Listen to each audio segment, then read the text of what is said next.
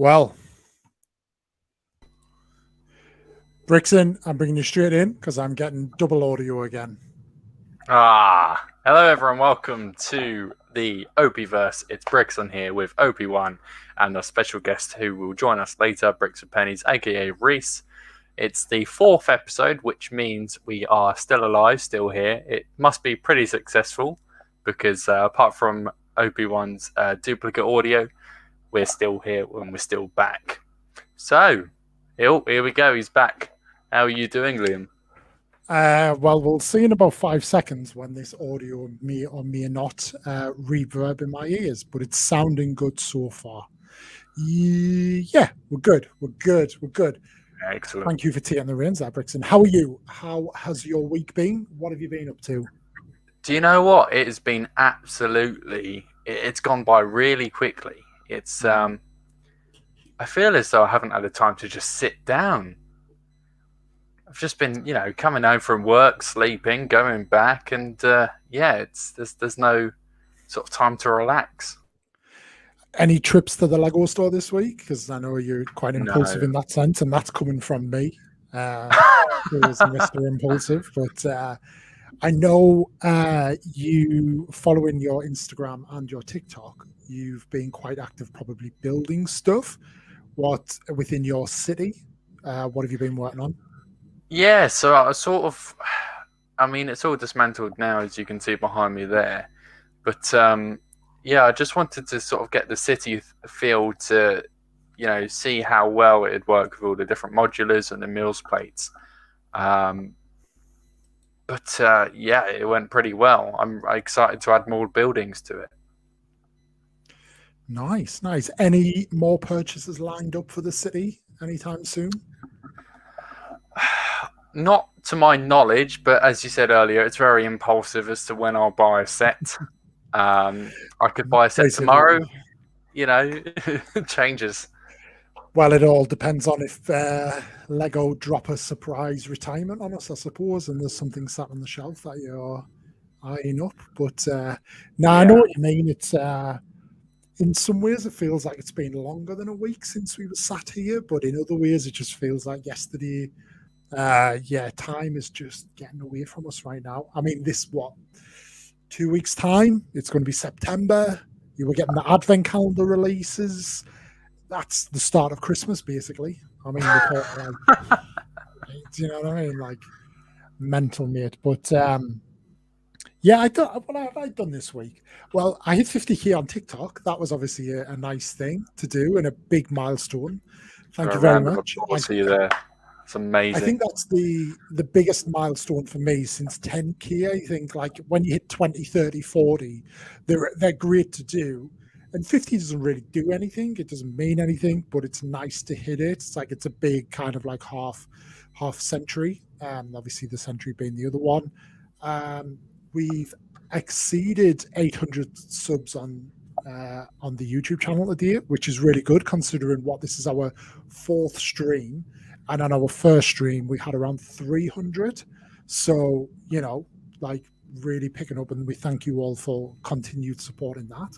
And then Instagram, I've gone past the 8,500 now. So very much a successful week in that respect. But that probably means that I haven't done anything around the house. And Mrs. OP1 will have a list of jobs for me.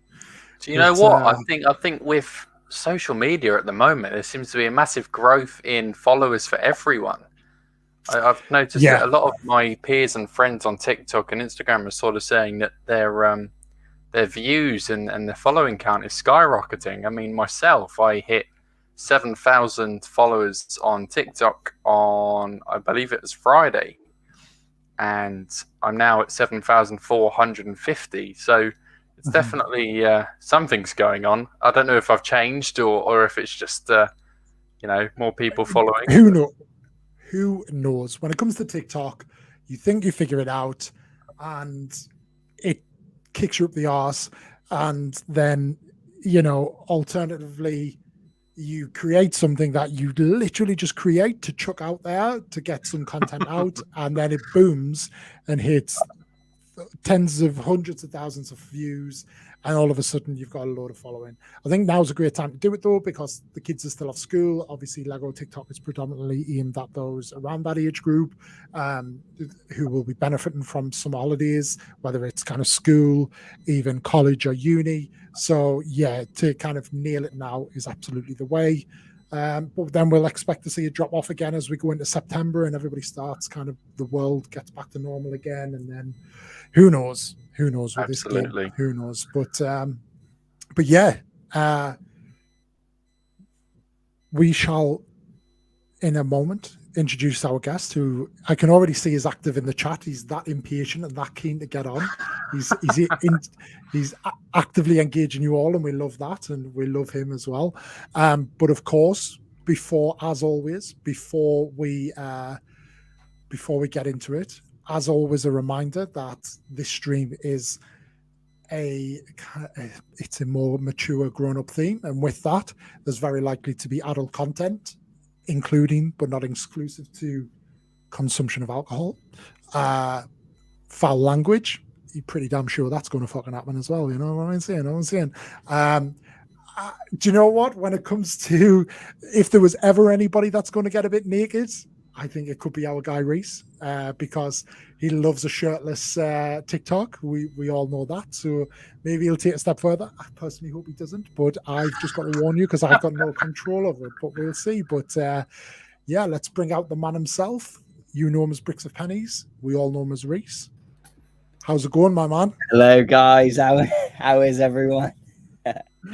Welcome. I just want to firstly say the topless TikToks are due to the attic being 35 degrees, and I'm constantly breaking a sweat. So that is the reasoning behind that. Yeah, we've certainly lived through that and seen you on live, dripping wet. It's I must admit, like, you know, I class myself as a straight man, but it is erotic to see, Rhys. You know, it's there for someone. But speak for yourself, Liam. Speak for yourself. Well, yeah, it's, you know, sometimes, you know, it's I can appreciate it, that's for sure. But how's it going, mate? We haven't seen a lot of you lately. What you been up to? How's it been going? Working a lot due to the fact that my student loans were messed up and halved. So I'm going to be cut short over in Taiwan for a little bit until that gets sorted out. So I've had to be working 50, 60 hours a week for the past month or so, I think, just to get my bread up a little bit, so that I'm a bit more prepared to travel over there, because I'll be funding it myself, essentially. Welcome to adult life, mate. Yeah, well, have you seen this from Stevie, by the way? Straight away, nothing gets past Stevie. Where's Stevie? I haven't seen Stevie in the chat yet. See him on there he is, loving the people. Yes, here we are, guys. I'm going to show you the back as well. I just want, most of you have seen it, right? But name a Lego TikToker with their own merch. Go on. I bet you can't. They'll be out there, but not me, not yet. So yeah, but yeah, welcome to the working world. We've seen you, what you've been doing, working in a restaurant or something. Oh, there you go, Bricks and Scotty's. Oh, there he is. He's got his merch. Yeah, I've been working in a restaurant, minimum wage, but I'm really good with old ladies, and I get a lot of tips. So I'm sure you are. Yeah, does Mrs. Pennies approve? Wow, she's my manager, actually. She's the manager at the restaurant I work at. So, well, one of the managers anyway. That sounds fun. It's you think it'd make my life a little bit easier, but it really doesn't. It's, no. It'd probably make her life easier, because she'd be palming stuff onto you, and she'd be like, yeah, well, exactly. I'll put my feet up. Before we get going, lads, what are we drinking tonight? Guest always goes first, Rhys. Thatcher's Gold. We have the 4.8% volume, and it's a 440ml can. Very specific. They're the specifications of my drink. Thank you, Brickson. Yeah. Do you know what? Right, I hadn't actually poured myself a drink before we started the stream, so I should probably do so. But like I've been drinking the last few weeks, it's all about the whiskey. Whiskey. Still the Jack Daniels, or? Of course. Haven't finished it just yet. You drinking it straight or with a mixer? No. Oh God, no! I've got work tomorrow. To be fair, little I don't know if this has gone public following last week's stream for those of you who joined us, but yeah, he was pretty pissed by the end of the stream, and he struggled to stand up once we went off the air. So yeah, keep an eye out for Brixton and feel free to chuck some little tests into him as we get later into the stream and see see how he's doing. But yeah, I had a couple of Heineken left over in the fridge. I've been away all weekend. Got back like literally a couple of hours ago, ordered a pizza. So just went with these because it was easiest. But I was tempted with a whiskey cocktail, an old fashioned, but literally couldn't be asked. So didn't bother. But what's Stevie saying here just whilst we're on the topic of drink? Where's your whiskey? These comments, what was here? Where's your whiskey, Leah? Just being back. We didn't hit any distilleries. I'm just saying I was in a cabin for 48 hours with my loving wife where there was no phone signal and there was no power. Like it was literally like back to basics. So yeah, make of that what you wish. We made our own fun. Let's say that. So yeah. So Rhys touched on it there.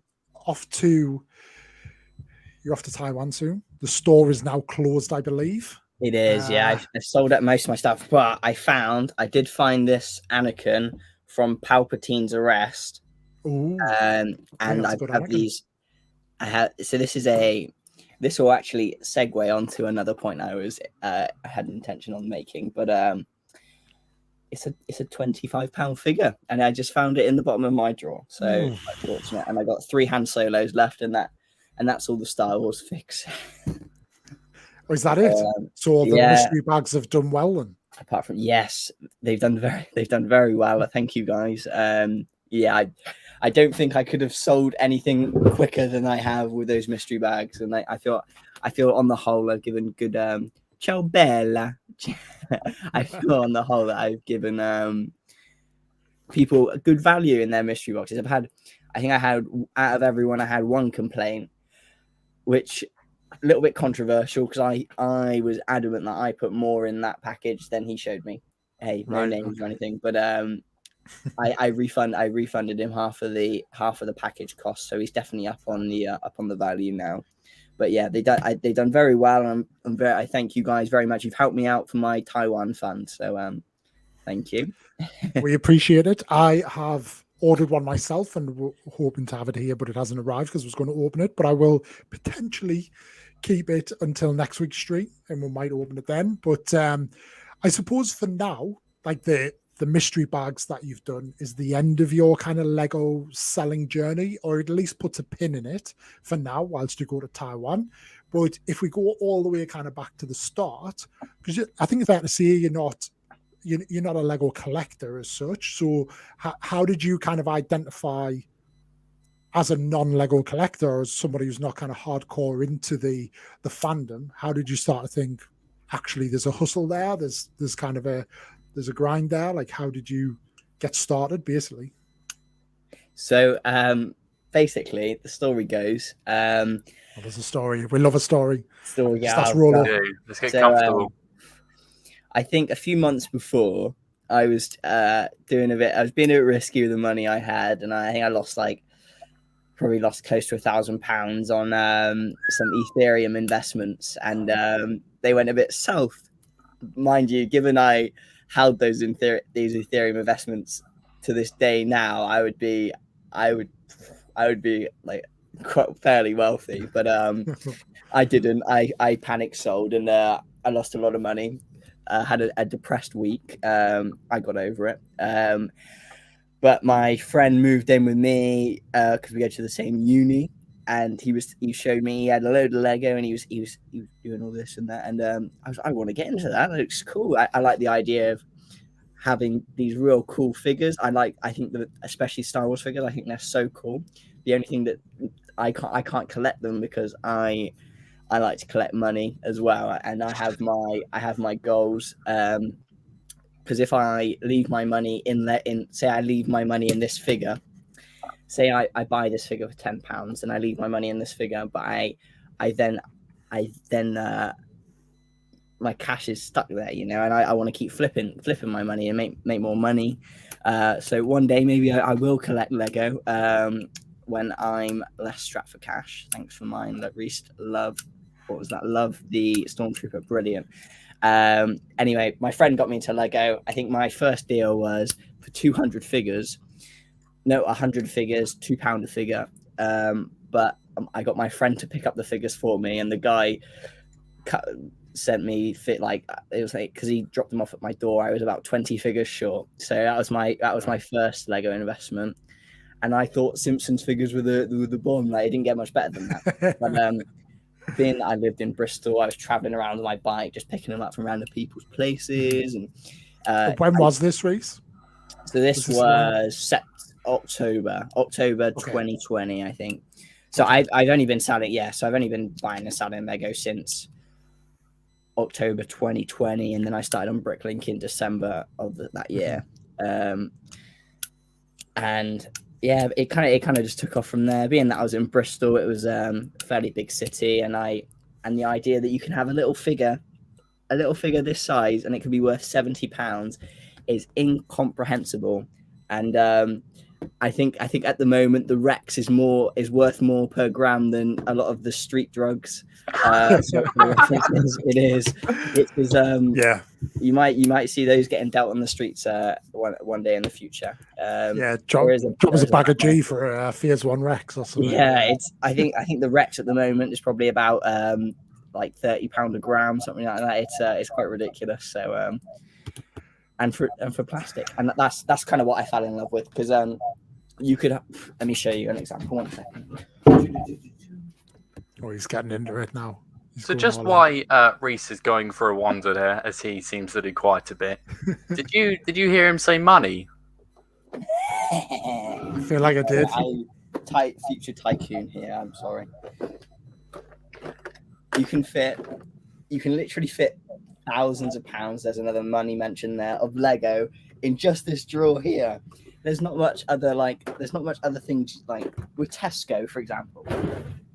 A shelf is probably not worth that much, and that's where my love came from.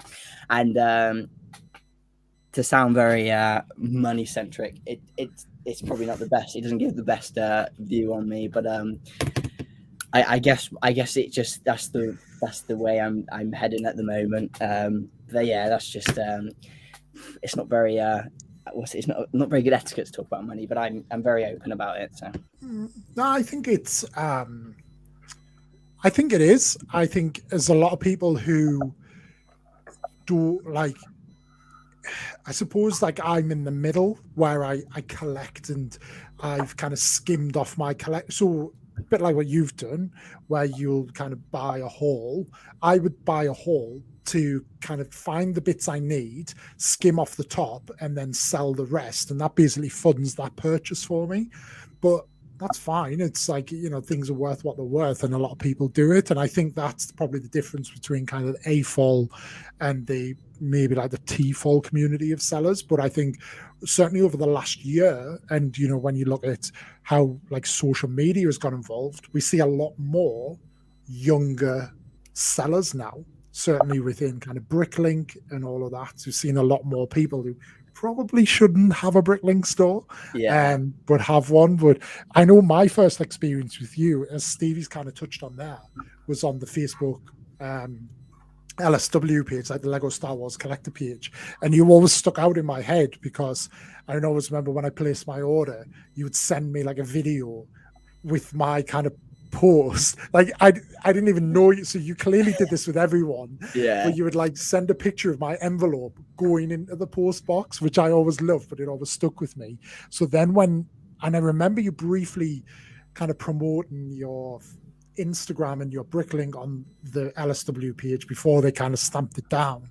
But then it kind of, I remember it from you being on Instagram, and then we talked about it from there. But what's your experience in like the Facebook group? Because that's quite hardcore collectors. And how does that compare and differ to then when you've gone on the Bricklink?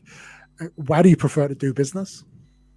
So the Lego Star Wars group is is amazing in that, like, I know the majority, I dealt with, and I know a majority of the members on the page. So a lot of my payments are friends and family, so I don't pay the fees. For example, I hadn't met a guy. I haven't actually sold to this guy. I sold the Crumb and the Max Rebo to. I'd never spoken to him before, but because he was speaking to a lady that I have dealt with before and I had been speaking to, he was happy just to pay friends and family. So I used to say the Lego community is an amazing community. It's full of, like, on the surface, it's full of really, like, helpful, and like, you post in the group, you're like, what's this figure, and they'll help you out, no quibbles. They'll take the time out of their day to identify a figure, and it's amazing. But that has changed a little bit lately, though. You can I suppose they'll help you identify a figure, but if you ask for a help on how much is a figure worth, yes, like, all you ever get is go and check Bricklink cost, like, sold prices. Like, there are a lot of RC people on there now. Yeah, I completely understand. I don't. You may not have experienced this, but I'll have a lot of people on Instagram. They'll send me a picture of the things they have for sale, and they'll be like, "What's this worth?" Yeah. They have no intention to sell to me, because my intention is to resell, but what they want is me to value their collection, which could potentially take hours out of my day if I was to do the job correctly, for them just to take this information away and sell those figures for whatever. Because I'm usually quite transparent in that I say you're more likely to get more money on eBay when you're selling, but I'm gonna offer you a hassle-free service. I'm gonna get you that money, like, straight away, and it would just be a lot easier. You know who you're selling to, etc. But it's I don't fancy putting hours into my day pricing up people's collections for them, because no, it's all right when you haven't got better things to do. Yes. But when you have, it's that Brickson. Hello. CT1310. Our good guy wants you to come in. Take the lead, my friend. Take the lead. Right. Okay. I don't really know what to say, but so I've got a couple sets, and I've bought a few sets in my time of buying Lego. No, don't do that. No. Bugger off. There we go. In my time of buying Lego, so I've been collecting Lego since October last year, and I know I've gone off the rails a bit because I've got a bit too much, but I've never sold it.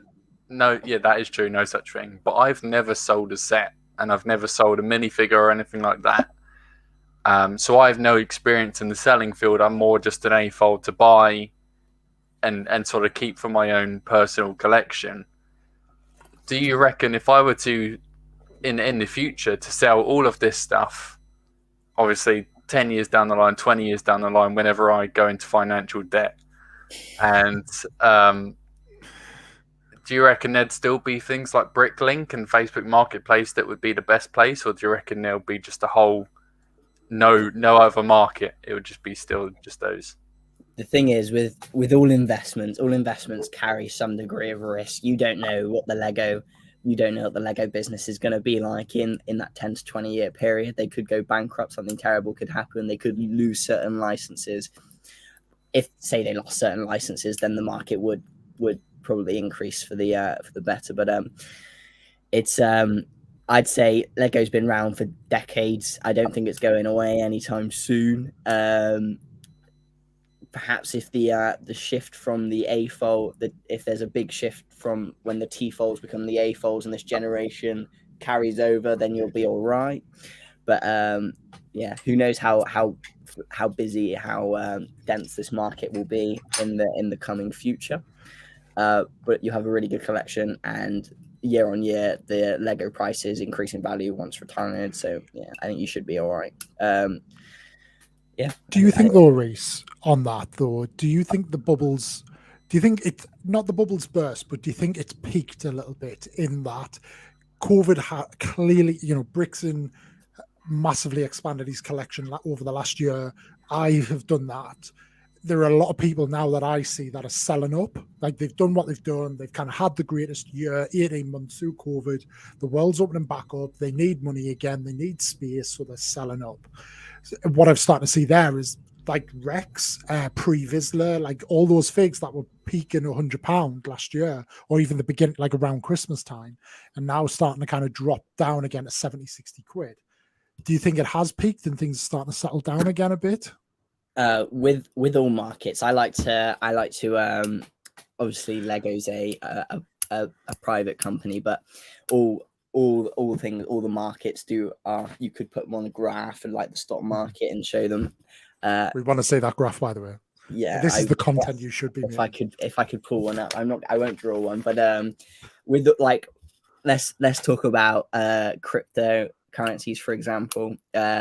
I recently invested in Cardano, which is a cryptocurrency, and it's recently peaked, but it doesn't mean I'm gonna sell at this point, even though I know that it's gonna fall ever so slightly, because you don't know what the future is gonna hold. Lego aren't gonna re-release these figures, and let's say every year there's gonna be someone that loses a Rex, breaks a Rex, cracks a Rex, for example, and they're just going to become more and more scarce. I especially with the Star Wars Lego, as long as the Star Wars content keeps coming out, keeps getting made, it's gonna peak. They're gonna hit peaks and come back down and hit peaks. It's gonna go up and down. I don't think it's gonna go anywhere anytime soon.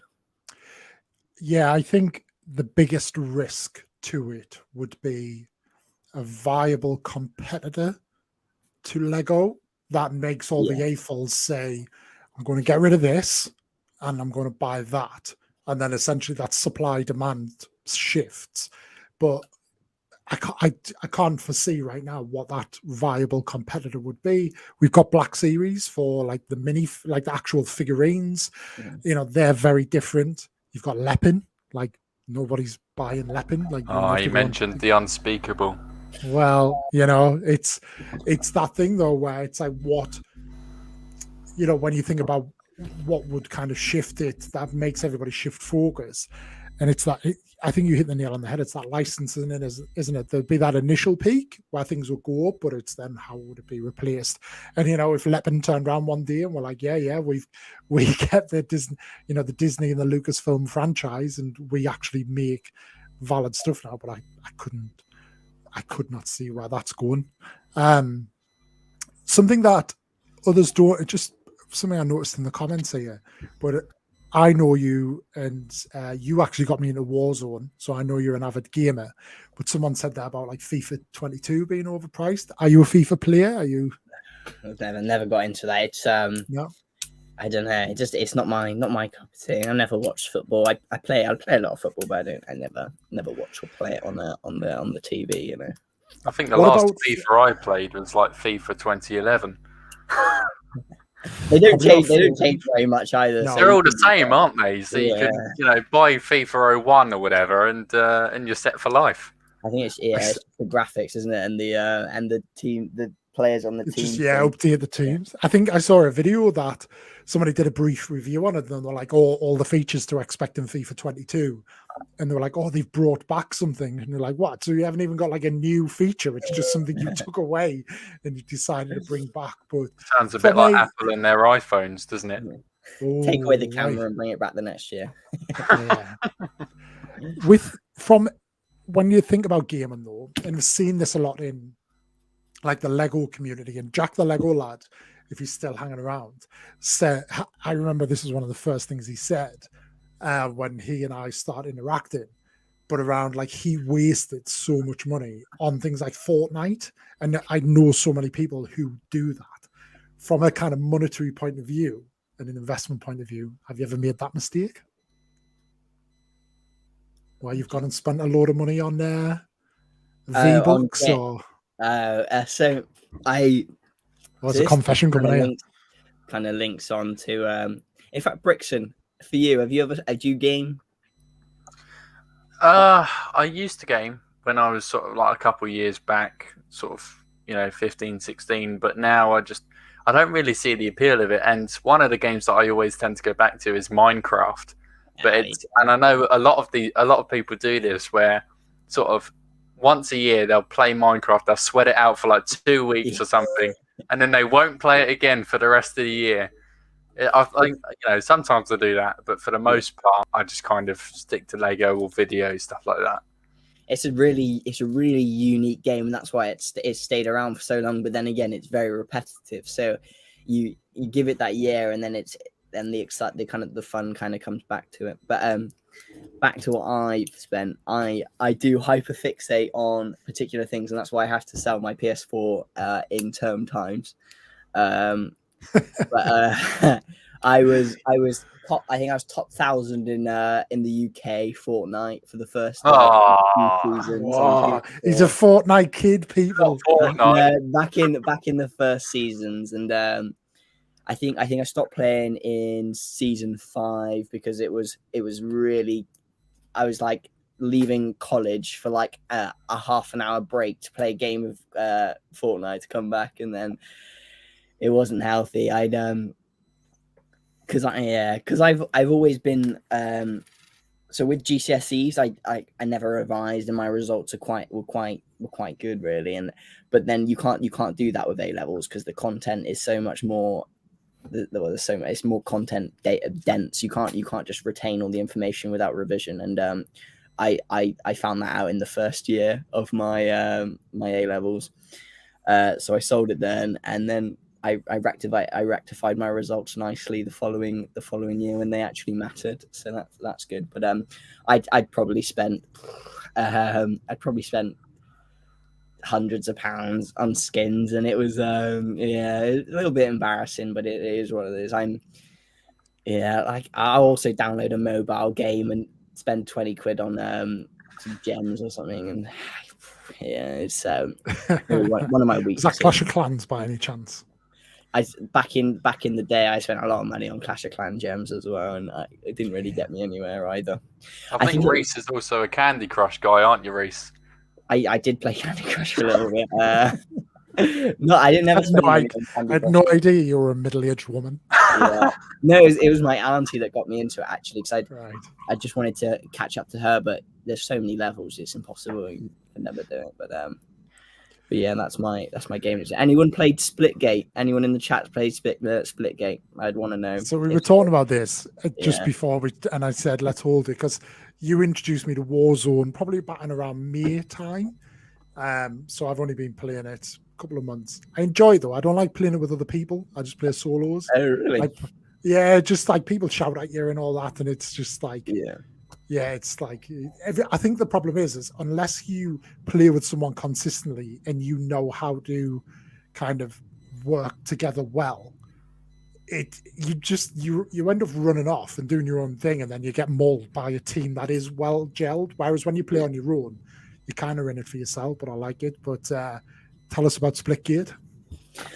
Oh gosh, so it's Halo-esque. Have you ever played the game Portals? No, never even heard of it. You put a portal on this wall, and I think I've played it once. Yeah, I would share my screen to show you some Splitgate gameplay, but I'd mess it all up, so I'm probably not going to do that. But it's it's not a particularly large game, and it's still in its beta. But they've gone from like 1,000 concurrent viewers to 200,000 concurrent viewers in like a couple of weeks. So it's very popular, and it's a brand new concept, like Fortnite with a building. It's really interesting, and you on the front of it, it's very simple, but it can, with how you use the portals, it can be very complex. You can place a portal on your side of the map and their side of the map, and you can shoot them through the portal, and then they can jump through your portal. You can jump through theirs. It's all a bit. It's quite fast paced as well. It's it's a good game. You can set up your own private matches, and is this the real reason we haven't seen a lot of you lately? Well, I've been selling Lego and playing Splitgate at the moment. That's my. Is this a sponsorship there? Have you got a sponsorship with Splitgate? Yeah, it definitely has. I probably should place an ad symbol up here. Something. I'm joking, but it'd be good if you guys got on the game. We could run a few matches. So, is it fair to say, based on your obsession, you won't be taking your PS4 with you when you go away? Or will you need to take it because you'll need something to do? So my intentions are to take my PS4, especially because my 2-week quarantine period where I'm just stuck in a room. So I'd be bored just senseless wind it otherwise. back a little bit, but tell us where you're going, what you're doing, and the process you have to go through to get there. Right. So in terms of the whole process. Yeah, tell us what you're doing, Right. what it is you're doing. So on the 1st of September at around 5 o'clock, I embark on a 17 AM or PM? PM. No, yes, PM. I embark on a 17 You and a don't half. sound sure, and it's definitely something you want to be sure about, Rhys. Yeah, that whole folder ready for everything. I know. Look at he added like he was so. Okay. Look at that. Let's Sitting there at bed at 8 a.m. in the morning, and he should have been on a plane. So I depart from Birmingham at 10 past 5 p.m. Arrive in Istanbul at 10 past 11 p.m. And then I leave Istanbul at quarter to 2 a.m. and arrive in Taiwan at 5 to 6 p.m. And it's a 17-hour journey all in. And sorry, Liam, what's going on with your beer? It's because it's my green. My bottle is the Predator. What's it trying to show? This bottle, it's green trying to show screen. yeah, it's cool. I've turned it off. I feel like I want to put that back on there. Sorry about that. Yes, Rhys. So you get to Taiwan via Istanbul. What happens when you get there? I'm rushed to a quarantine center that I have to stay at for 2 weeks. Quarantine center or hotel or what? Or? It's quite a nice. I can see if I could bring up a Hilton. A little picture. It's not quite a Hilton hotel, but it's considering I don't have to pay for it. I'm not complaining. I don't know. That's all right. Yeah. Oh, wrong way. Okay, that way.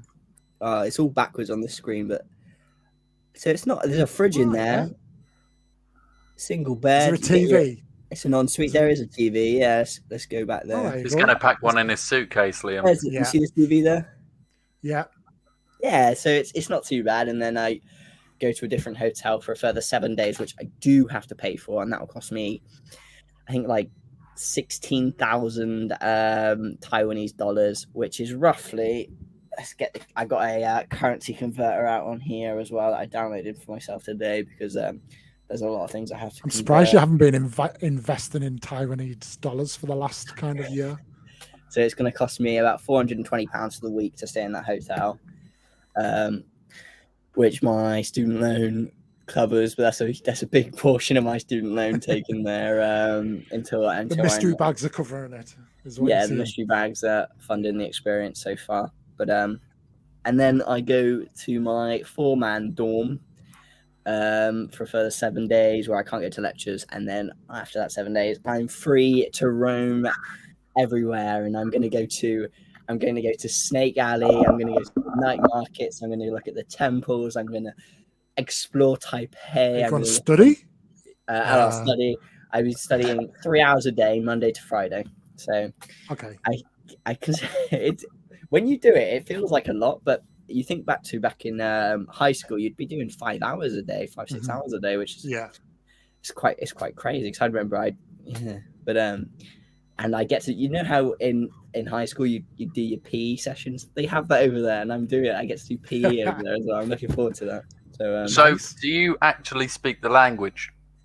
No, I was learning how to count to 10. I could count to 10, and then I was contemplating not going to Taiwan for a few months, because obviously I'm in a long-term relationship, and it's gonna be quite difficult. But I think it's the best for me. OP1 up here gave me a few inspirational words, as long as as well as some of the older folks that I serve at the hotel restaurant I work at, where they were just saying, don't be daft, take the opportunity. You do not want to stay here for a year. It's not in your best interest. And they were like, and it was just literally everyone I told said the same kind of thing, apart from the mildly racist older people that were like, why would you want to go to Taiwan? You knew they were racist because they'd be like, what nationality is the chefs when the food came out a bit dodgy? So you don't take it, you disregard what they have to say. But yes, America than drugs for free. So when is this will it be your last year of study? Will that be your last year of uni, or do you come back and rejoin? So I'll come back and finish my law degree at UE in Bristol after this year in Taiwan. So So I have to finish my degree, and then I've also been thinking about going to live with my uncle in Florida for a year, but I have to go through that. I have to go by the missus with that one. So I'm sure the missus, if she doesn't have other plans, would be happily to go out and live in Florida with you. Would she be invited? Don't want to put you on the spot in case she's watching, or you've got friends watching who might. Is this the first time she's hearing about this? This is the first time she's hearing it. If she's hearing about this, but I'm sure I have to re-establish my relationship with my uncle. I went over there when I was a little bit younger, when I was about 13. Treated me very well. They put a lot of money over there, so I'm sure they'll be able to accommodate. Just to check, is this the first your uncle is potentially hearing about this too? No, I spoke to him pre-COVID about coming over for a year, but then it kind of, obviously COVID, I didn't pursue anything because there was no point in pursuing that because he's got an inkling on what my intentions are, but that was obviously a year and a bit ago. But I'm sure if I re-establish my relationship with them, there wouldn't be a problem because he runs a business and I can help him out as my way to pay him back for staying in a room. But nice. I don't even have to really stay in a room. I could probably get a place over there, but for a year or so, and if he's willing to pay me, I get a job over there. Who knows? It's nice to have family nearby for a little bit of an extra hand. But and I think that would look good. I go from Taiwan to Florida, and the employers would be like, "Wow, that's pretty cool." But yeah. With your law degree, is it something that sets out the career that you want to have, or do you just see it as good knowledge to have to kind of take you on whatever journey you want to do with life? So a law degree, as well as the content itself, it does judge Rhys. I have to qualify as a solicitor or barrister for 10 years before I can become a judge. But the key thing is, though, he knows that, so he's already looked ahead and thought. It's good money being a judge, but you've got to get there, haven't you? And but what was I saying? Oh yeah, so a lawyer's not bad money either. Like, so just saying. Well, it depends what sector you're in, but because the public sector doesn't pay very well, especially for criminal law. But because you're paid by the state, and they're cutting the salary year on year. But surely you would be in corporate finance or something like that.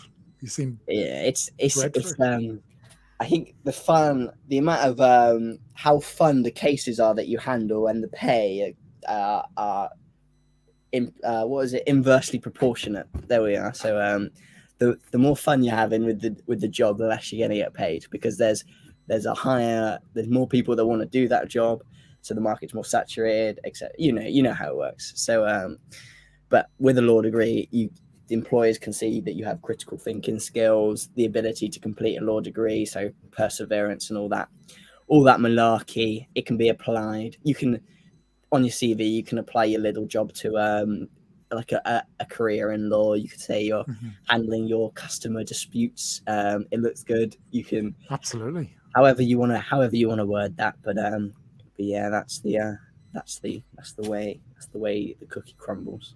Can you hear my laptop, guys? By the way, it's no. Sounds all right. Sounds all right. I'm just going to take this opportunity, Jack, and see if I run a couple of questions in. I don't think there is a delay. If there is a delay, it's a couple of seconds.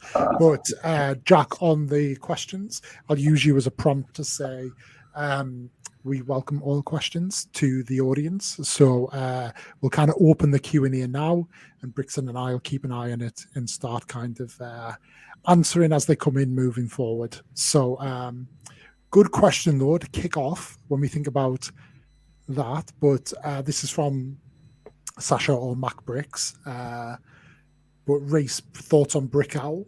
Do you ever have a look at it? Yeah. So I used Brickout for a few weeks. I got a couple of orders, but I wanted to focus on Bricklink because I wanted to build up my orders. I wanted to build up my portfolio. I don't think that's the right. My reviews. I wanted to build up my reviews, and so I looked like more of an established business on there. I didn't want to diversify my selling platform just then and there, but there's nothing wrong with Brickout. The user interface is very good. It's easier to use than Bricklink. It's just not as popular because it's not owned by Lego. I'd say I'd presume Bricklink's got a bigger name just because it's owned by Lego. With one of his white wigs, yes. With I've never properly used Brickout, but I like Bricklink for research as well. Like it's very good for if you need to figure out what fig a set is, like what set of figures from and stuff like that. It's so that kind of draws you in, and then whilst you're there, you're like, oh, I'll have a look and I'll get this fig. So I imagine it's good in that respect. But a lot of people have jumped on the bandwagon with Bricklink over the last, certainly this year, seeing a lot more people kind of jump on there. What's it like as a seller? Like, what are your tips to other sellers who go on there? Because I know personally you've touched on it, like you take a bad review very personally, like not where you get aggressive, but like you feel it in your soul and it really disappoints you. It's at the end of the day, it's your business. It's your baby. Everything you invest into it is like the food that you're investing into your baby, and it's like someone comes along and calls your baby ugly. It's not you're gonna take that personally. You don't like it. So let's be honest, there are some very ugly babies out there.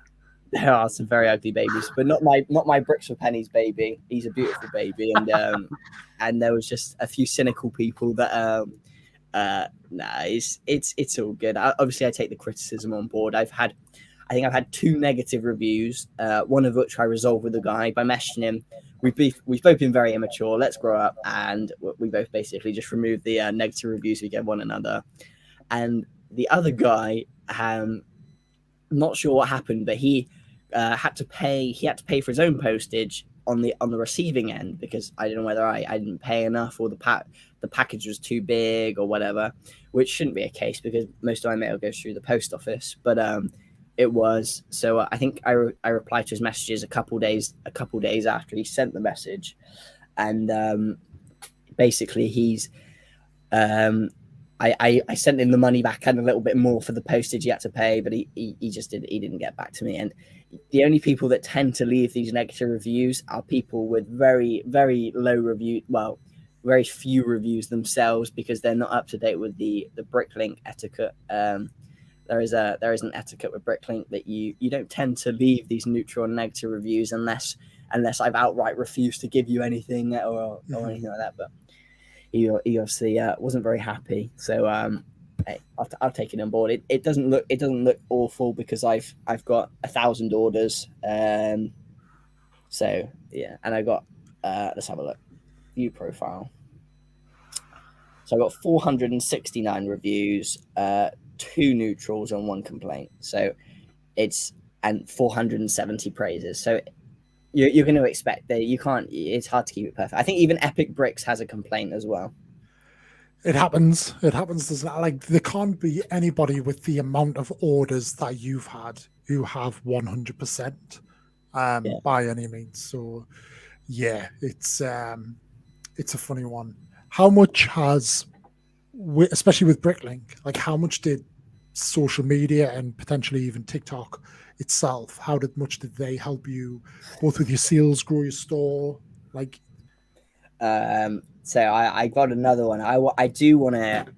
So my friend who I originally mentioned, who actually got me into selling Lego, he started way before me, and he's doing. I think this is him as well, but he did start way before me, and he was just selling figures, and then I think he's just done exclusively parts now.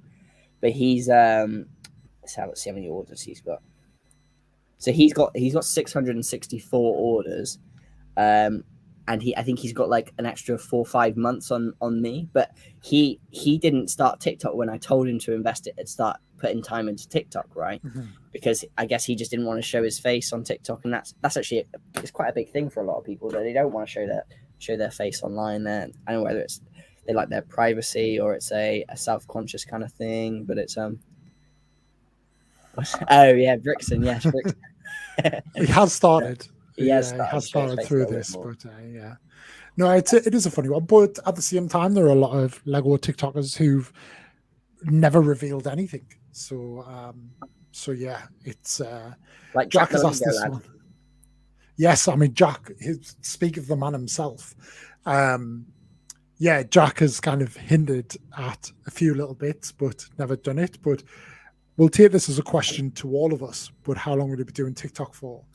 Rhys, I'll come to you last because there's a bit of a kind of. I feel like I've been talking a lot as well. So no, it's fine. Yeah, I'll let you get your breath. But obviously, this is your stream. This is your show. Right. So we're here to learn more about you. But Brixton, maybe just give a little bit of a background, because when did you get into it? Do you foresee a future? Like what the future lies for TikTok for you? So my first video on TikTok was on December 25th, 2020, and I had like an alternative account on TikTok before that wasn't Lego. This was before I got onto Lego TikTok, and I started posting. My first video was absolutely, I'm not going to lie, my first video was pretty shit. It was just me, panning the camera along my one building that I had in the city at the time, and it was pretty crap.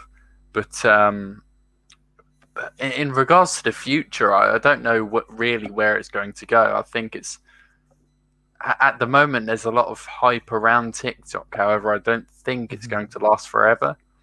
I think a lot of people are starting to go against it because of how political it can be. Not necessarily on Lego TikTok, but on other sides of the TikTok community, it is quite somewhat political. Sorry, Rolo, I didn't mean to swear there, my bad. But in regards to the future, I think I'm very much liking TikTok at the moment, but also in the future, Instagram is also a potential for me. It's like we mentioned before the stream, it's a very different dynamic. It's more sort of AFOL orientated, and so that's where maybe I might be heading in the future, but I don't know. I'm all right as I am at the moment. But I agree with a lot of what you said there, and I don't particularly disagree with anything. TikTok's been very much a flash in the pan. They've thrown a lot of money at it. They clearly want to either establish a place in the market or actively kind of push someone out of the market. How they do that, I don't know. But when you think how YouTube have countered through shorts, Instagram have countered through reels, I believe TikTok are currently trialing stories, which we expected. So at what point does it just they all become slightly different versions of each other, where that was one of the good things about TikTok, is it did feel somewhat different. But when I look at myself, obviously I've hit 50K, which is brilliant, but sometimes it can be quite tiring. And I think for me, like, I definitely want to have that presence, and I'm really enjoying this side of it, because one thing about TikTok is when you go live, it almost like you go live every stream with the fear that someone's just going to kind of kill your stream. They're going to report you for something, and like the way TikTok review things, they just shut you down, and it's so frustrating in that way. I've seen so many people get banned over the time, and you just like, there is always that frustration. But then there's the other side as well, where TikTok just kind of like, you don't feel like you have control over what does well. Like I've reached 50K, but how much of that is really just TikTok's decided, like, right, young sir, your time has come, and it's just pushing you hard, and like, rather than through any success. So whilst growth has been more sustained and more prolonged on Instagram, it feels like I've earned it a lot more. And I really enjoy just taking a picture, which I've been doing with my summer haul, like taking a picture of the build that I've done and type my thoughts in a caption, and I'm really surprised by how much people are engaging on it. So I think, to answer that question, I can't see me coming off it anytime soon, but I certainly think I may start to dial down how active I am on there and balance myself across, Instagram and YouTube in that respect. But Rhys, coming back to you, when once you're in Taiwan, can we expect to see you on TikTok over there? Is it allowed? Because of the whole, we won't go into that, but all that. But then when you come back, will the Bricks for Pennies brand be reborn and reignited, or will it be something else, or will it disappear or become something else? My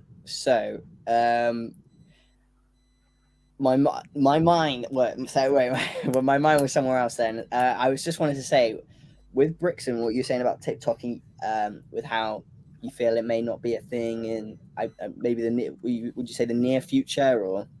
I think the sort of novelty of it will wear off relatively soon. I think, like Liam was saying, it's everyone's very much nearing to be the same thing now with TikTok stories or Instagram stories and Reels as well. And so, is anyone going to be on all of these platforms, or is it just going to be, they're all exactly the same? Let's just stick to this one platform. Let's just stay there, and everyone will eventually move over to that one platform. I feel like with TikTok, with how they've developed their algorithm, it ties in so tightly with our psychology and with how we get our small little dopamine rushes, right?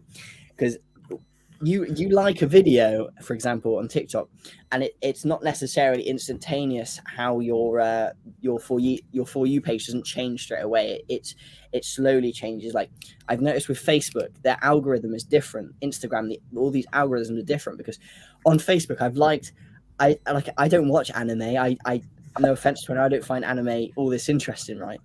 But I cannot get off anime on the old Reels on Instagram. It's animes and motorbikes. I can't get off it. That's why I stopped watching it. Like I probably because you're friends with me. Yeah, maybe so. But TikTok, it really, every video I watch, 99% of the time is something that I have a genuine interest in. And I think they've mastered that algorithm. And that's why I think they'll be around for a little bit longer I project they'll be around years in the future, until something else that taps into the psychology a little bit better is there. Because you always, one more video and 100 videos later you keep scrolling, and it's a problem. It's an addiction, and it's something that's keeping us all tied down from doing what we're meant to be doing. What's interesting though, against that though, Instagram are now giving creators the ability to turn off their views and like count, which is kind of, as you see, is that dopamine hit of like, look what I've done, look at this success. Yeah. But you can turn that off. Now, I think you can still see it as a creator, so you can still go in and take a peek. But obviously, it's about showing the world, like, look who I am, look what I've done, sort of thing. So very different models. I think what TikTok obviously lacks is that it's frustrating when you want to get a message out there, because you have no control. Even when you've got 50,000 followers or whatever you've got, you have no control over kind of your audience and your followers, the people you want to see, that who've said, I want to see this person's content. I can't see it. So as a creator who has a specific agenda, and this is not me speaking, I'm speaking more generally here, but think of this stream tonight, trying to promote this. It's potluck who sees it, so unless people actively come in and see it. Whereas I feel with Instagram, certainly with stories and with posts, that's probably what's going to keep it. Because I don't think it's about the viewers. I think what will make it a success is the creators. And if the creators aren't signed up to partnerships and they aren't kind of locked into those platforms, they'll push away. You see a lot of the traditional TikTok creators, outside of LEGO, have kind of branched over to Instagram now and are doing a lot more on there. So it's a funny one. It's a weird situation. I'm just going to call Brickman Will out here. So Brickman Will, I'd see you dropped in. So he said hello. Noticed it's 9 o'clock. So I'm guessing you're dropping off to watch the final of Love Island. I'll be watching the catch up in about half an hour, 45 minutes. This is just that checkpoint for those who are going to drop off, but we'll be around for another half an hour or so. So, but I'll watch it in half an hour, because they'll do all the like rubbish stuff, and then I'll skip all the ads and probably land about the same time. But just calling you out there, Brickman Will. So, but yeah, Rhys, you must be a Love Island fan. No, never. I did. No. I watched the first episode. Not my cup of tea. It's all overly staged. It's yeah, just not my cup of tea. There, Opie. Not my cup of tea. I'd rather scroll on TikTok for an hour. Fair enough. Yeah. Fair enough. I think we need to bring back Big Brother. That was definitely better than whatever this crap is now. I feel like that was done though, wasn't it? And this is like a different thing. But yeah, it's oh, and by the way, just calling Jack the Lego lad out as well, who's clearly off to watch Love Island too. So fair enough, lads. I'll catch You you. planned the stream for the wrong time there, OPC. Well, it's the final tonight, so Yeah. next week we'll be fine. So it's cool. But sorry, on I this one, did see a statistic on Love Island where year on year the viewers are actually the viewership is declining. So you know why that is, though, hopefully its don't demise is a few years down the road. So you know why that is, though. Like when they started off, they basically used to ply them with drink. Like the fridges were full of drink. They used to get drink and basically like climb in the bed together, and they wouldn't cover up. It was like if you watch the Australian version now, the Australian version is still very much that. Whereas the British version, especially with the criticism it's received over managing people's mental health, they've kind of, and physical health, because they used to all go to the terrace and sit and smoke. Whereas now although some of them still smoke, they don't ever show it. So it's kind of been softened down as a viewer. So a lot of people it takes that authenticity away from it as well. So it's not the best. But you did ask me what my intentions were. So I do over there, because I think there is a Lego market over there, and I will have to see how prominent it is, because obviously all my sales would be within the country, because the postage is quite pricey. Is Taiwan an island? Is Taiwan an island? It is, small little island, and so that. But I do want to. I think I don't know whether I'll probably make another TikTok account, because I got Lego here, and it doesn't work very well when you start to mix the content around. So I do want to vlog on a daily basis, and this is more for like my relationship and my friends.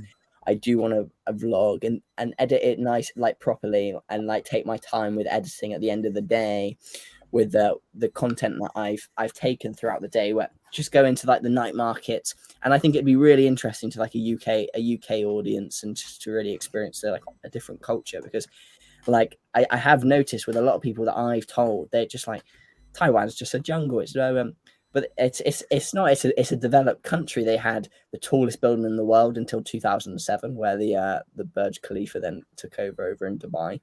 But you don't get developing countries building the tallest buildings in the world. It just doesn't happen. It's a developed country, and I can't remember who made the quote, but it's supposedly all the best parts of China, without the bad part, basically, because you're getting political now, Rhys. Yes, which is fine, but it's just from the reading that I've done. I just think it massively produces a lot of the world's like rubbish. Basically, probably half of the stuff I have behind me or on my desk comes from Taiwan, and for that reason, it has infrastructure to both build and ship that. So with that, it absolutely becomes there. But no, it's a cool place to go, and I think it's one of those, Rhys, whereby probably people you would never, because there's so many places to go, right? Yes. And it's like, where do you go? And a lot of people go out to Thailand or Vietnam or Indonesia or China or Japan, but Taiwan itself specifically wouldn't. So it takes something like what you're doing to kind of think, well, that's what will take me there. And that's, to my point when we were talking about this a couple of weeks ago, is, just like, what have you got to lose? You'll take you out there, you'll enjoy it, and then you'll head back. But how are you with food, though? And are you going to... They have amazing food there. That's one of the things they're very famous for. It's the amazing food. I have actually went to share my screen with you onto the screen. But this look how beautiful this place is. It's absolutely stunning, and it isn't just a jungle. The wildlife there as well. It's yeah. That's basically all I wanted to show for that. But the wildlife there is just it's amazing. All aspects of this place is amazing. I had to conduct my own research into what it actually looked like, and take away my Western bias before I realized I really wanted to go there. And the nightlife is amazing. I get to relive my first year at university in a different country. So yes, if you ever get the opportunity, I'd go. I haven't been there, but from what I've seen, I'd go. Sus. Yeah. So, but a big change for you. You were talking about this before the stream, but you're going to be locked up with, well, not locked up, but you're going to be in a dorm with 3 other people. Yeah. That's good. Do you know who they are yet? Do you know where they're from? I know that I'm going with one other girl from my university, and we can share. How does Mrs. Pennies feel about that? Not very good with that one, but I'm a good guy, but girls can choose to be in girls only rooms, but the guys can't choose to be in guy only rooms. So it's quite weird. I don't know how it works. So I am going with one other girl, and I think that's it from the UK, and the other students are French and German. So potentially I could have women in my room with other guys, of course, not just me. We can see it now, can't we? Rhys is going to be in a room with an English girl, a French girl, and a German girl. Lily would go crazy. But yeah, I wouldn't. I've stayed. When I went to Berlin, February 2020 with my university, I was in a room with 4 girls and 1 other guy. I would not want to do that again. They are hyper messy, and you see things as well that you don't really want to see, and it's nothing sexual in nature. it's slightly not grotesque either, just slightly disturbing, and it's I don't know. I'm waffling now, but it's I'm looking forward to the experience. It's cool. It'll be awesome. I think you can quite literally say "ooh la la." Ooh la la, yeah. I think yes. Rhys going to be trying to get all the ladies. I don't think so. I think Mrs. Penny's going to have them on FaceTime 3 times a day. Well, that's another challenge I'll face with the I think it's a 7-hour time difference. So and like I said, she's working full time as a manager at an understaffed establishment, so she has to put extra hours in as well, and we'll see. I'm sure we'll persevere. Nah, it'll be fun. I'm sure. What's the population of Taiwan? I'm unsure. Let me have a look. Just thinking, if you're looking at, I mean, to build a Lego enterprise out there. So, this is going to be quite cool. Wait there. Size comparison. So they have 23.5 million people. Oh, really? So Taiwan, landmass, what's that? Anyway, they're probably like an tiny compared to the UK, so that is quite a densely populated, I believe, and the pollution's can be quite high over there, where you're not actually meant to leave your house. So that's one of the not so nice parts of Taiwan. So nice. I'm just thinking from a Lego, to build a bit of a Lego enterprise over there is going to be tough. One, because I suppose the easy part is actually selling it. The hard part is buying it, and buying it at a price that you can make a profit off. And then obviously you add a language barrier to that. You're trying to establish yourself in a community that already exists and is probably trading off of each other. And time will absolutely be against you with your kind of 27-hour days that you've seemed to have planned. Yes, it's we'll have to see. But my main goal while I'm over there is just to film my daily life, all the interesting parts. Just I'm sure there'll be people out there that find it interesting, you know, and if they don't, it's more for me and my friends and my girlfriend really. And then, but my intentions when I come back, the Bricks of Pennies brand isn't going anywhere. It's staying here. It's my baby. Like I said, he's going off. He's just going off to school for a boarding school for a little bit. So. Do you expect the store to reopen at some point? Yes. So I thought about it a little bit.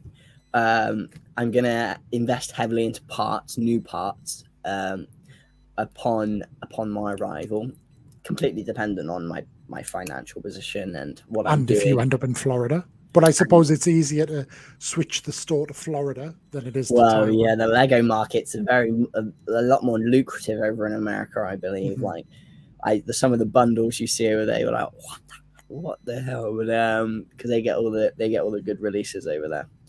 But yes, so I'm gonna invest heavily into parts, and I'm gonna collate lots of figures over periods of months. I'm going to intensively invest into figures and look for figures.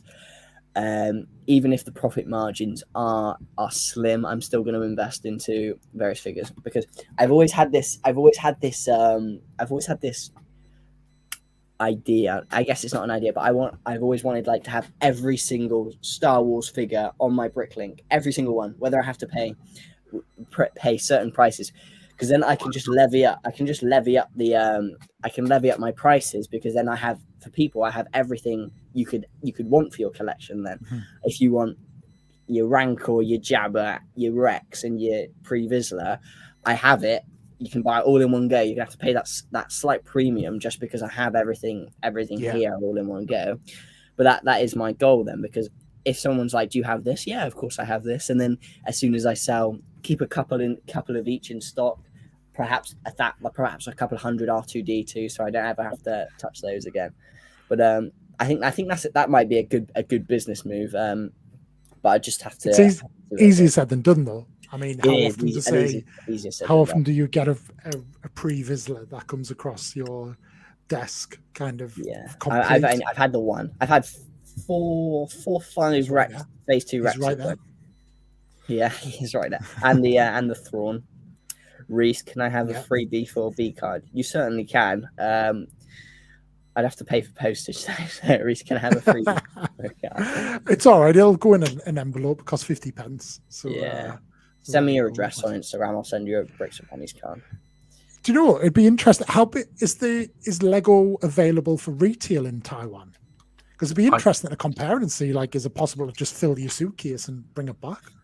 I was speaking to someone on the Lego Star Wars group called Michael Tucson. I think he has family over there. I think he said he was telling me the Lego market over there is quite prominent, actually. So perhaps I could collect a load of figures whilst I'm over there and bring them back to the UK, flood the market a little bit. Is there an actual official store out there in Taiwan, or is it all just sort of secondhand and secondhand retailers that are selling it? I have not been there yet, but I can do a quick Google and say it looks like there is a Lego store in Taiwan. Yes, especially in Taipei, where I'm going to. So perhaps I could go visit it there. Hopefully the prices are a little bit cheaper, but because I think the cost of living is drastically cheaper over there as well. So. It'll all be about the exchange rate as well. So if the exchange rate is favourable, that could work well. But man, be good to see. But so we've seen you do the mystery bags lately, which you've just been kind of doing directly. I know you've done a little bit on eBay. Do you have, like, would you always have the Bricklink store? Would you always prefer that? Kind of, how does it compare price wise? Like, or do you just like that feedback system? Bricklink, no brainer. I've made this comparison before with Depop. I see a lot of people like selling on Depop. First of all, we hit that one. First of all, 10% fees from Depop, then your 3%, and then your 30p on PayPal. You're paying 13%, and then your 30p. 30p on a £3 figure is a further 10%. So you're paying 23% in fees on one figure, which is ludicrous, ridiculous. I made this. It's like trying to sell a what did I say? It's trying to sell a fish at H&M. No, I can't quite remember the analogy I drew up. I remember speaking to you about it probably quite a few months ago now, but eBay fees astronomical again, and you do tend to get slightly more for the figures, but it was Taiwanese previously. You do tend to get a little bit more, but it's just but with Bricklink you pay 3% and then you pay your 3% PayPal 30p. So in terms of the fees, it's a lot cheaper. Postage, working out the postage is a lot more consistent. I have a couple techniques that I will not disclose, which help me out drastically with my postage. Sounds a bit dodgy. And it's all good. I love Bricklink too. I wouldn't want to raise my baby anywhere else, you know. Love the analogy. So I know we talked about like you've bought a lot of, and we've all seen it where you've bought like people's collections out, which you've always done really well from. But probably the thing you've done a lot more lately, and I say lately because you haven't done this a while, but certainly more recently, is you've invested heavily at the right time in like retail reduced sets. What do you? I mean, the feels like the 501st one's a bit you're on the arse a little bit, but have you done well off them but the mystery packs must have helped you out with that though, have they? It's not. It basically. I don't know if I ever drew up the maths, but they costed me £18 a set, right? Mm-hmm. And I was making. I think I was making around £17 from the figures. So from the figures alone, so everything from the sets is profit. So I think I worked it out. So I was making about. I was probably making about I think I was making about £6 to £7 on each set. However I worked that initially, and how I think I bought probably close to 200, I think, if I remember correctly. Mm-hmm. And I think the overall profit on them was about 1.5k. And I've sold all the figures, and I've got about 100 bags left. So I got about £400 worth of bags left. So I'm already in profit on the figures, and they were nice slow burners. So it kept the store going, and other people wanted to buy other stuff. It increased variation in my store, which is another tip for my Bricklink tip. You need high variation if you're going to start Bricklink and you want to make it into a full-time job. You need £5,000. You're going to want to invest into Lego. Obviously you can start it off smaller, and you want to be 18, because if you get in any issues and you're not 18, Bricklink will just they'll shut your account down. You'll lose the case. You'll lose money. It's not worth it. Where I've segued off? What were we talking about again? We were talking about the 501st packs, but I think it's that thing around. I suppose my question overall is like, how do you? Because the new sets, like when you invested in the 501st, you invested in the Ahsoka AATs, and I know you did. I think you did one, but I saw you comment either on one of my videos or one of her videos, Legolas NCL, about when the Cantina is at a discounted price. That's worth investing in. Like, what's the kind of the origin, the root of that? Where is it that just the simple maths? Because I know Bricklink can help you with that, or what kind of tipped you off to there is money in kind of on shelf sets, and how would you research and deploy that? So my friend works at Waitrose, so I got 25% off the Cantina set, which helped a lot. But he can do that he could probably do that every 3 weeks, but it's a lot of hassle, right? But it's if you're not parting them out, but you can part out the Cantina for a lot of money. And some tan bricks, man. People go mad for tan bricks. Exactly. You can part out. I can't quite. I could probably let me bring it up on Bricklink. I could do a little Bricklink tour on how I show people how to part out, or show people how to work out part out sets. So I'll show my screen 1 second. Oh yeah. You're sharing it now, are you? Okay. Yeah. That could have gone wrong. It's all right. We made sure you turned off OnlyFans before we. Yes. So we'll part out the set there. We'll go new parts and whole minifigures, blah blah blah. I gotta be careful not to upload this to my store. Submit for edit. Anyway, whilst I'm scrolling to the bottom of this these pages, there's big potential to make monies off these sets, and I'm fortunate enough, going back to my friend who got me into Lego, he actually bought a majority of the 501st sets off me, so the profit I made on those was almost instantaneous and covered a lot of the other ones I bought, which was very beneficial to me. Like I think I got a picture on my phone somewhere. I'd have to show you one day.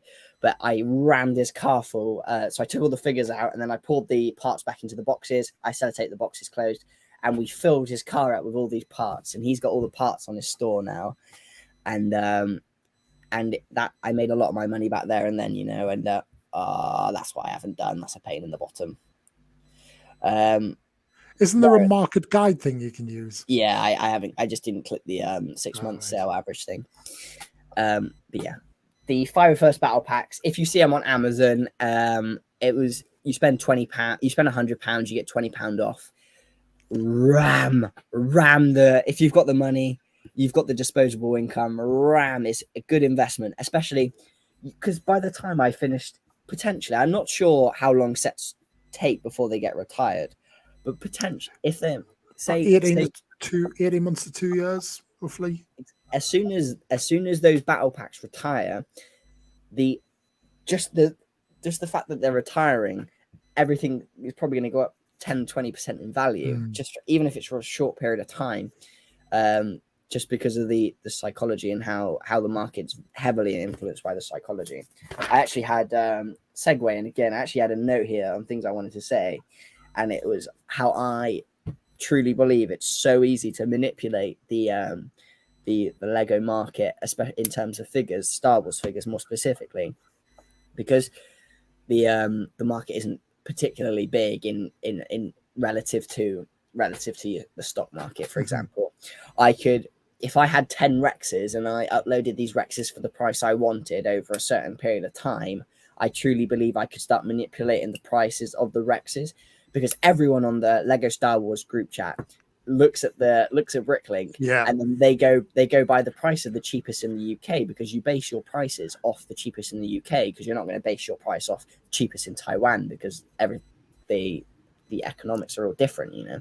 So it's really, really, really easy. I think most people with even a small influence and a little bit of money could manipulate the market and make money from the figures. You invest £1,000 into Rexes, so let's say you get 10 to 15 Rexes, you could make a lot of money just by increasing the value. So you sold yours for 100, someone uploads theirs for 70, but theirs is going to sell instantly, and then you upload your next one for 110, then 120, then 130, 140, and I think you can make money that way as well. If you because I actually messed up the averages on the 501st battle pack sets ever so slightly, or my thing got removed because I was going to mess it up ever so slightly, because I uploaded the sets wrong, because I was just selling just the speeder and just the walker. Oh fuck, have you just uploaded all of that to your store? I got carried away with that one. Let's go back anyway. That's been uploaded, but my store's closed. I'm deleting everything off my store anyway. So that's fine. if that was my running Bricklink store just then, I would have spent hours deleting all of those off there. Oh my god. Anyway, that's how much the set parts out for, 516. That's inclusive of the figures. You can usually sell the figures for a bit more than the average, because the average takes into account all the figures in the market. Yeah. So I say, what do the cantinas go for at the moment? I think Zavi have them on offer for like 280. So you're talking nearly double there. Yeah. So, yeah. I think after you sell the figures, you've made a majority of the money back as well. So it's. I think, like you've touched on that, and I know this is something you've never really done because you're not much of a, if any, of like a Star Wars fan. Actually, you're very much on the Lego side. I do.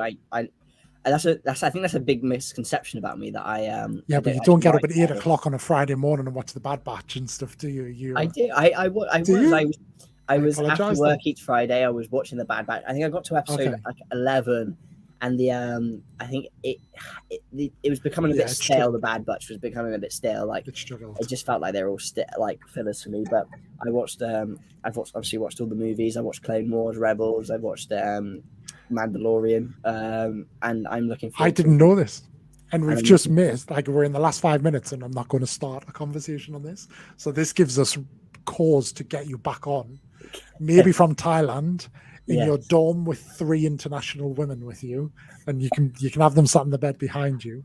But yeah, we can get that on. But yeah, that's my point. Why I enjoy selling Star Wars Lego, because I like Lego, and I can identify these figures. I can identify the figures easily because I've watched most of the Star Wars.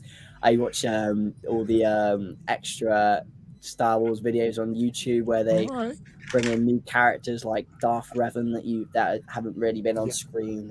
I've watched the Old Republic trailers on YouTube. Hey, I watched them all. Well, there you go. But the point is as well, when we talk about manipulating prices, with Star Wars being very active on screen, that can manipulate the price. Cad being a really good example. He hasn't been released as a fig for 7 years, 8 years, and in doing so, by releasing him, by putting him on screen straight away, his value went up like threefold. And by if someone like me who was getting up at 8 o'clock in the morning because I work from home and I can watch it as it goes live, if you have that fig and you have it going spare, you can kind of really manipulate the market and set the tone, which you see a lot in the LSW pages, and just say look, I want 50 quid for it. If you don't want to pay it, but we see it with throw. We won't go into it fully because of time, but Finch Dallo goes for stupid money for no reason whatsoever. He had 5 seconds of screen time, didn't he? Yeah, it doesn't. He's not even credited in the film as Finch Dallo. He doesn't even have a name, but yeah, it's such an odd one. So yeah, it's a weird one, but yeah, man. I just on that note, I think even your video and your posts on the Cad Bane, I think you may have actually influenced the market with the influence that you have to some extent as well. I think it is easy to manipulate the Lego Star Wars market. 100%. It's very intangible. It's a very liquid market. There is no rhyme, or it's basically what people want, and kind of at the right time, everybody wanting the same fig. So this piece of plastic has no intrinsic value. It's what you say. It's just what you say it is, and 100%. That's why it is. Yes, absolutely. Bricks and start plugging something. Well, it is time. Yeah, we're coming to the end, are we? We are indeed. Did you find that fun though? Have you enjoyed it, Rhys? I've been waffling on. I do. That's what we love. That's what we do best. I really enjoyed. I did really a little bit nervous coming on at the start. I was like, oh, what are we going to talk about? But it flowed real nice, and I thank you for. We were joking, saying that you look like Tony Stark at in the cave in Afghanistan on Iron Man 1, but it's been a pleasure having you, and of course we'd love to have you back on and get an update on the whole Taiwan situation when you're out there. But Brixon, plug something. Right, okay, I guess I'll be plugging stuff. Okay, guys, so we have a few shout outs for today for different brands. So first of all, we're going to go with Game of Bricks. So guys, if you want to get 15% off your awesome light kits, use code IT'sBrixon at gameofbricks.eu. It's Brixon. You can get the links down in my bio on the stream, as well as my beacons page, We also have 5% off discount for new users at Wicked Brick thanks to OPIE. This is where you guys can get stands and display cases as well for your awesome order now Lego. for your Christmas orders, because they're taking so long to ship right now. So if you're planning on for yourself or for anybody else for Christmas, get ordering soon. Yes, it's definitely something that you might want to give someone for Christmas, just so they can display their UCS Falcon a little bit better. Now, we also have Essential Caps UK, if you would like to take this one forward. No, go on. You're doing a great job. Okay, guys, so if you want to get 15% off your caps, use OP15 code at Essential Caps UK. The link is down in the bio as well. It's also on OP's link tree. So, guys, if you want that, then go get it as soon as possible. They have awesome caps such as Star Wars and Marvel as well. No, they don't have Star Wars yet. They have Marvel and Disney, but we're working on them. No Star Wars, yeah. No Star Wars yet. We're working on that. And we potentially will have another giveaway through this platform using them, because they've committed to giving us a couple. So you might very well have a chance to get some. But now, man, this has been awesome. And don't forget, as always, Bricks and Beacons, my link tree, and Rhys's. I was going to put your link tree in the bio, in the caption, but it only takes us to your Bricklink store and your eBay store, because you're obviously such a money man. But I've put your Instagram and your TikTok link in the bio if anybody's not already following you.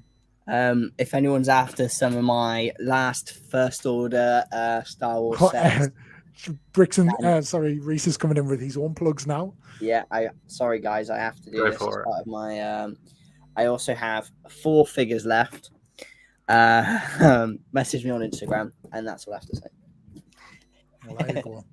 Thank you very much, man. And thank you for having me, guys. Send, when you order those through Rhys, use code OP15.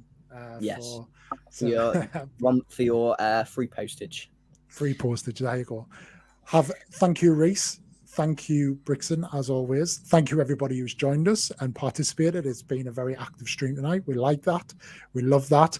Episode 5, which will be next week, because it's bank holiday, has been moved back to the Monday, so we can all enjoy our bank holiday Sundays, because we like our bank holiday Sundays. So we will see you next Monday. If you haven't already, set the reminder, and we'll be out in touch soon with who our guest will be. But thank you very much, and good evening. Have a great week. Ciao, Bella. See Ciao, you Bella. Later. Bye. Ciao, Bella.